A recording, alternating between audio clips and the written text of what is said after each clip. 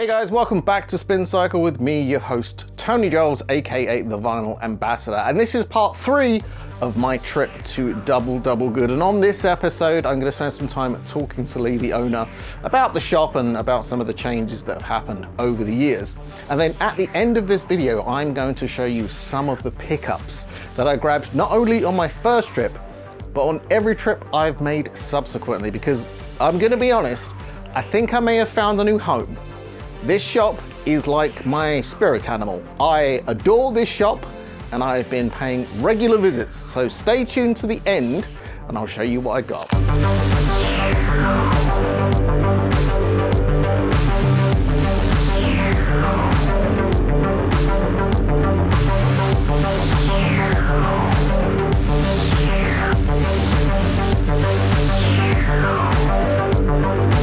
I'm here with Lee, the owner of Double Good Records in Stafford, and I can't thank you enough for welcoming me into the shop today. It's been very cool to just go through the racks, dig through a ton of really cool stuff. But tell me a little bit about the history of the store. You said, I think it's coming up in June is your 8th anniversary. Yes. But when did the idea start for running a record store? I've always had it in the back of my mind, I suppose. I had 24 years in the army. Wow. So in the back of my mind it was always something to do when I got out. Gotcha. I was a collector, obviously, before I took on the premises of the shop. So it was always in the back of my head, but then obviously life gets in the way and Townside needs to pay the mortgage, as we all do, don't we? So, yes, yeah. And then it just sort of one weekend, the collection got too large in the house, and we sort of decided to sell a few, and I couldn't face car booting them, so I just started selling them on the indoor market in Stafford, as it was then. Yeah. And it just sort of then took off and slowly snowballed into something a bit better. The Palace we now stand in, because this place is absolutely incredible. If you're ever in the UK in Stafford, actually if you're just ever in the UK, make sure you make a visit. You mentioned that you've always been a collector. When did you start? When I first started buying records, I wasn't a record collector. No. I just bought records I liked. Yeah. It wasn't until I had a few that I realised, I've got a bit of a collection here. I suppose I never really thought of myself even as a collector. Right. I just bought records to listen to, but because of the nature of what I did at the time, my poor mum and dad bore the brunt of housing these things for years until they said, hang on a minute. Yeah. You're now on your feet, here you go with your records Off back. you go, yeah. And it was at that point, I think, you discover stuff again that you didn't realise you had, and how much volume there was of records, because it doesn't take long to build up a semi-half decent collection. Yeah, and one of the things I love about vinyl is one record, not heavy. 50 records, very heavy. Yeah. Very heavy. You soon learn that in a record shop as well. Someone says, I've got a small collection, bring in. Before you know it, there's like 6 boxes in front of you. My goodness, these are quite heavy things. These are weighty things. When did what time period were you started buying records in? I think probably early 90s, probably back end of 80s. I was about 14, 15 at that point. So, you know, you've got your pocket money, mid-paper around, spending it on the records here and records there. But probably like 1,000 other people, you know, it was just one of those things that you bought at the time, because that's all there was really for us records to buy. And, and then obviously just progressing as you earn a bit more, you can spend a bit more, can't you, on things? Yes, it's a slippery slope to go down. And I would imagine, maybe this isn't true, but having a record shop feeds that degenerate behaviour where you're like, oh, maybe I'll take this home with me. Or do you find that you take home less than you might think? Yeah, I take home less now than I used to. Right. In the early days of having the shop, I would certainly pick things out thinking that it's got a nice place on my shelf at home. Right. And then finding out that I've already got it already. So quickly, hastily come back to the shop for sale. Yes. Sometimes nowadays it's more the unusual stuff like I like keeping if I find something in their collection. You know, not necessarily run-of-the-mill sort of rock bands and pop bands and things like that. It's just finding that bit of, not even obscurity, just something different. Something you're not used to. I get that. I get that. Because at the end of the day, if I don't particularly like it, once I listen to it, it can come back to the shop. You do have a place where you can, pass it on. Pass it on to someone that might enjoy it. Right or wrongly, I don't know if that's the right way of. I completely get. I mean, if I buy a record, I'm not a fan. I end up trading it or taking it to a record store to get something I do want. Yeah. So it's one of the good things about records as a commodity, which we don't buy them for that reason. They're just. It sometimes happens. They can be traded on or sold on. I like to think that if I don't enjoy something, someone else might. So why keep it in the collection because it's completely, worth a certain amount or it's a significant album, something like that. I suppose where we come from of a point of, though, we didn't have those sort of almost try before you buy options back in the day. No.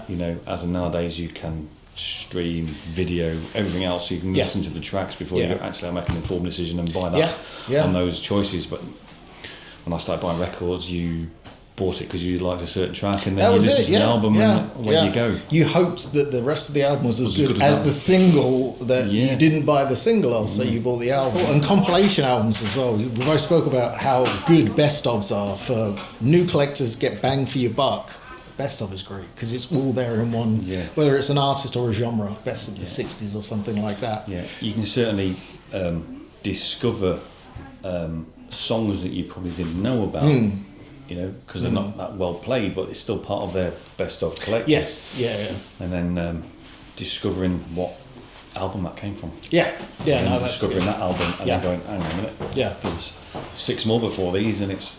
And you go from there, and then you might branch off into musicians and other bands that people have been in, and it's a great way to discover. I mean, nowadays not so much, but it used to be a great way to discover. You've been in the store for a long time now, been doing this. What's the biggest thing you've learned since opening the store, as it comes to record collecting and purchasing them? I'll have to think about that for a second. It's a bit of biggest thing I've learned. Because I imagine you see, since I've been here, we've seen all different folks come through the door. Some younger folks, older folks, people buying different stuff as well. It's blown my mind, the stuff that's actually been sold so far today. Yeah. It goes from one genre to the other, and it's what I love about music is there is no one size fits all. Music is for everybody, is what I say.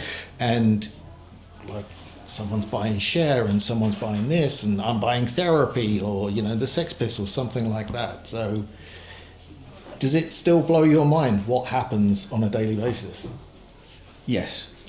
Yeah, it's a simple, straightforward answer with that, but at the same time you never there's no prejudgment of that person walking through the door. You know, we all know what a goth looks like. Yes. But they might walk in and pick up an ABBA album and you go, oh, well, I didn't see that coming. It's just what's in the store at the time, and that's what they fancy buying. And it's that type of environment. So you just, for me anyway, you try and help the customers as much as you can find what they want. Yeah. I actually had that to me. I bought a Slayer album once, and the guy said to me, "Oh, you don't look like a Slayer fan. What does a Slayer fan look like? It doesn't matter." And that's why I've said it is because it happens. It's happened. It's one of those things. One of my regulars, he looks like a punk, and his first album he bought for me was Frank Sinatra LP. So you go, I did not see that coming from that to that. Yes. How did that get there? So it's music is for everybody. Yes, exactly. And record collecting is for everybody as well. And a store like this, this is the second location of the shop itself. The original location, Mill Street, is just around the corner. And I actually went there foolishly this morning. I went to the wrong place. But this building itself, there's a character or an atmosphere or a vibe that it seems like the right place for this record shop to be. Yeah, I was very fortunate with that. I was looking at the time to move premises because I'd sort of outgrown the little place I had. And so it was right time. for me to move. The leases were coming to an end, and it's just an opportunity that I saw and had a vision. I thought I can make this into something that looks great in an old building, you know, without deteriorating away too much from the character of it. Yeah. And I'd like to think I've done that. You have, yes, no, definitely. It's the shop's the shop, and the old building is the old building almost still. But we've combined the two. You get that. It's such a cool thing because records inherently by themselves are an older format. So, especially used records, finding used records in a building like this is so cool. It adds something to me that makes me remember the shop. It makes it stand out, which I'm a fan of. Don't quote me on this, but I think I am the only record shop in a 15th century building in the country. That is impressive. You know, that is very impressive. Now, someone will come back and bite me now. No. Actually, if there are older record stores out there, let me know in the comments. I will go and visit them. Massive thanks to Lee at Double Double Good. He has been so gracious and so welcoming every time I've been there. I absolutely love going there. It's almost becoming a weekly visit, which is dangerous on my bank balance, but I absolutely love it there. And I've struck gold so many times. And I'm gonna share with you some of the bits that I've picked up. I mean, there are more, but this could literally be, you know, a 3-hour-long video of everything I've picked up there. And I'm not going to do that to you. I'm just going to show you some of the highlights. One of them being the Iron Maiden Japanese Live +1 EP. This was just sitting in the racks. Absolutely stone cold, great condition. Still comes with its original obi, still comes with its original insert. And this is essentially a 12-inch EP, 4 tracks from the original lineup of Iron Maiden. Absolutely killer. Looks good, sounds great. And then, what's this that we have here? A first press of White Zombie's Astro Creep 2000, an album that has been on my wants list for the longest time. This one actually came on blue vinyl when it was released in the UK for the first time. So finding that has been an absolute just mind blower, because I didn't think I'd ever walk into a store and just find it. And there it was just sitting there waiting for me. And then, what do we have here?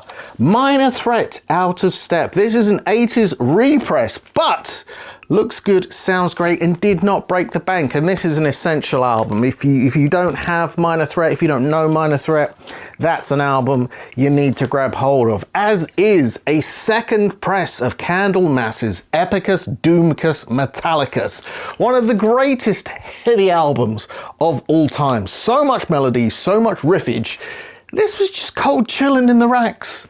Look at that label, the Black Dragon label. So cool. And then, what do we have here? It's a first pressing of Megadeth's first album, Killing Is My Business.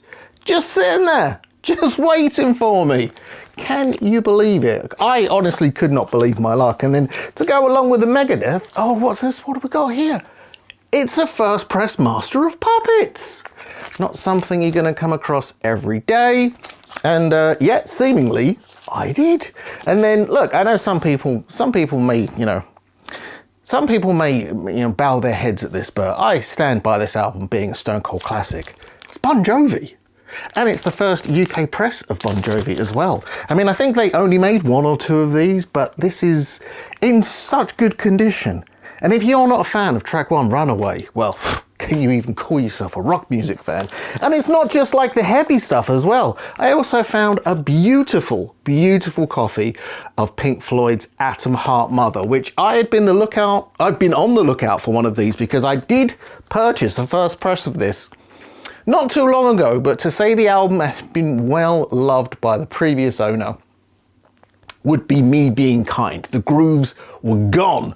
The album had been well and truly played. This version looks and sounds fantastic. And this is just a sample of the greatness that I have picked up at Double Double Good. Honestly, every time I've gone there, I've just walked away with things I didn't know that I wanted, things I knew I wanted, and things I had no clue existed. So, I am a big fan. If you are in the UK and you do have the opportunity, make sure you head down to Double Double Good in Stafford. It is well and truly worth your time. But that's it for this week on Spin Cycle. I hope you've enjoyed this 3-part journey, and maybe I'll do it again sometime. Maybe I'll trek out and find some more record stores, have a chat to the owner and see what I can find. That's it for now though. As always, thank you for joining me, and when you think vinyl, think Memphis.